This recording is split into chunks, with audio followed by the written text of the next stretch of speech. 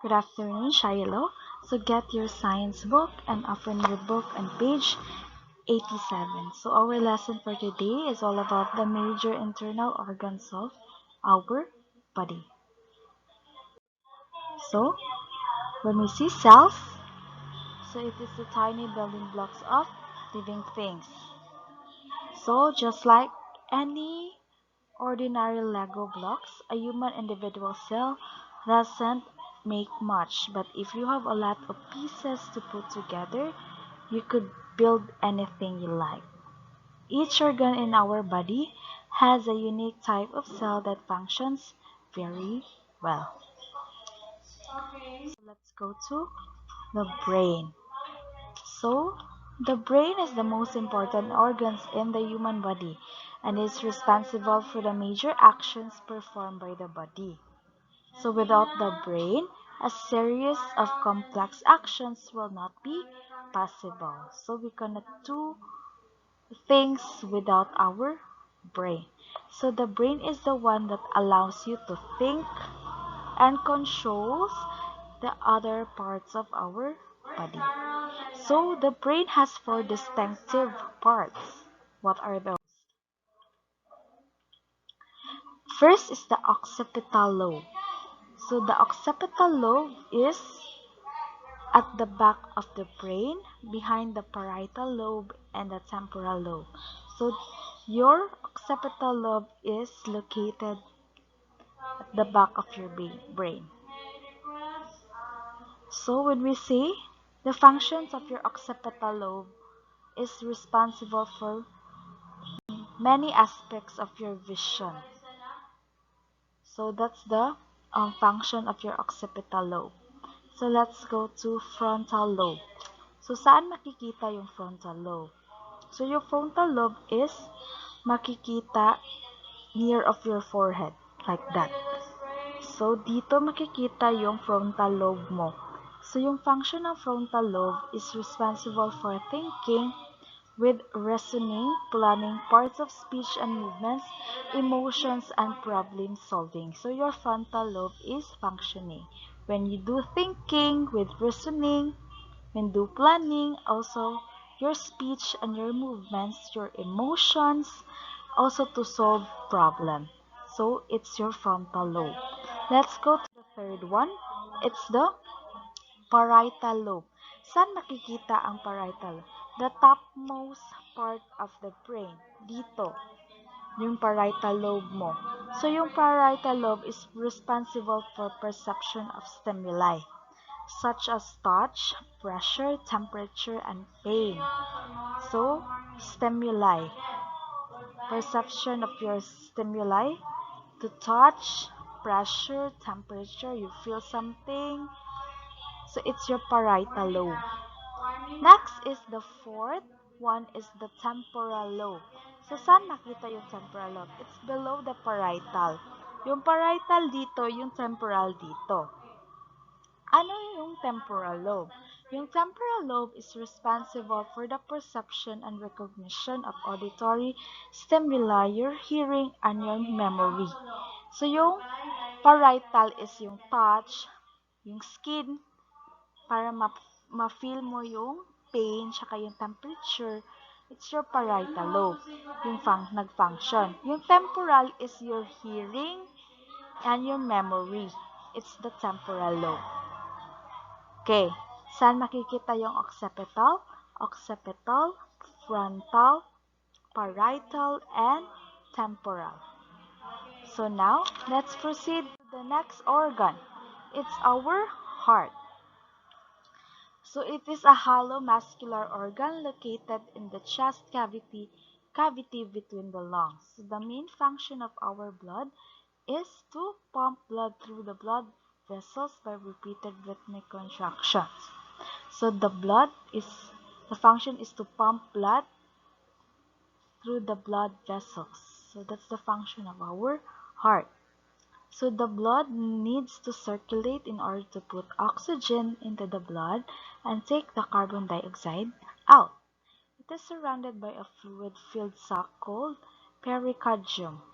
Blood with oxygen or the oxygenated blood is pumped away from the heart through the arteries and returns to the heart without oxygen or unoxygenated blood through the veins.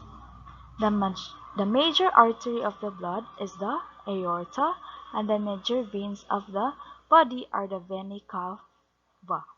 So the major artery is called the aorta, and the major veins is the vena cava. The vena cava. So the chambers of the heart. So there are two chambers. First, the upper two chambers called the atria, which is the upper chambers. So where is the atria here? Okay, this one, the right atrium and the left atrium. So that's two chambers, upper two chambers, and the two lower chambers is the right ventricle and the left ventricle. It's called the ventricles. So the atria receive blood returning to the heart from the body. So yung atria yung nag-receive ng blood returning to the heart from the gikan sa imong body. Yung ventricles naman is to pump blood from the heart to the body. So yung ventricles is siya ang mag-pump sa blood gikan sa heart going to your body. So let's go to how the heart beats through the cardiac cycle.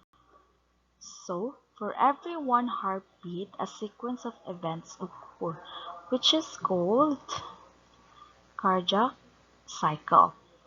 So this cycle has two major phases, namely diastole phase. In say diastole phase, during diastole phase now, the atria and the ventricles are relaxed and blood flows into the atria and ventricles. So the atria and ventricles are just relaxed when diastole phase. So if diastole phase, the ventricles contract, sending blood to the rest of the body. So the ventricles contract, then the ventricles send blood to the rest of our body. So these are the two phases of cardiac cycle. So now, let's go to the next organ. It's our lungs. So our lungs contains a pair of, our chest is contained a pair of our lungs, which are made up of section called lobes. So gitawag siya lobes ang mga sections sa lungs. Our lung is located on the left side of our chest and the other right side of our chest. We have one pair of our lungs. So because they are soft, the lungs are protected by the rib cage. So they are protected by the cold rib cage. So the main function of our lungs is to combine oxygen with the blood and to eliminate carbon dioxide. So the gas that provides energy to the body is the oxygen, while the one that produces waste products or exhaust of the body is the carbon dioxide. We receive oxygen, we um, produces or we take away those carbon dioxide in our body. So let's go how we breathe. So diaphragm is the largest muscle, which is also most efficient. So it is located under the lungs and separate them from the other internal organs such as the liver, the stomach, and the intestine. So gitawag nga diaphragm here. It's below of our lungs. So naa siya, nakaseparate siya sa liver, stomach, and our intestines, and etc. So, nagitawag na process na inhalation and inspiration. Unsa ni sila? It takes place as the diaphragm flattens or moves downward. So if the diaphragm flattens or moves downward, the process is inhalation, inhale, while the ribs flare in an outward direction. Flattens and moves downward. Inhale.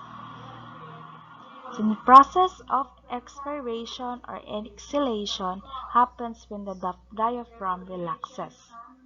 So exhale.